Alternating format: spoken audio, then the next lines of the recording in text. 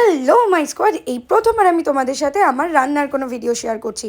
তো ভাবলাম চলো ফুচকাটা দিয়ে স্টার্ট করা যাক, কারণ ফুচকা আমাদের সবার ফেভারিট। তো ফার্স্টে আমি ফুচকাগুলোকে ভেজে নিয়েছি, তারপরে এখন তো আলুটা মেখে নিতে হবে। তো ধনেপাতা কুচি, লঙ্কা কুচি, সাদা জিরে আর শুকনো লঙ্কা দিয়ে ভাজা মশলা বানিয়ে সেটা দিয়েছি, আর নুন দিয়েছি। আর এই দেখো এরকম করে তেঁতুলের পাল্প বানিয়ে অল্প একটু পাল্প ইউজ করেছি, আর লেবুর রস দিয়েছি। সুন্দর করে আলুটা মেখে নেওয়ার পরে এবার তো টক জলটা বানাতে হবে। তো ধনেপাতা কুচি, ভাজা মশলা, অল্প একটু লঙ্কা কুচি, লেবুর রস, নুন দিয়ে সুন্দর করে জলটা বানিয়ে নিয়েছি। সো ফাইনালি আমাদের ফুচকা এবার রেডি। আলুটা ভরে জলে ডুবিয়ে শুধু মুখে দিলেই হলো। আচ্ছা, আমি কিন্তু এই ফুচকাগুলো দোকান থেকে কিনে এনে শুধু ফ্রাই করেছি।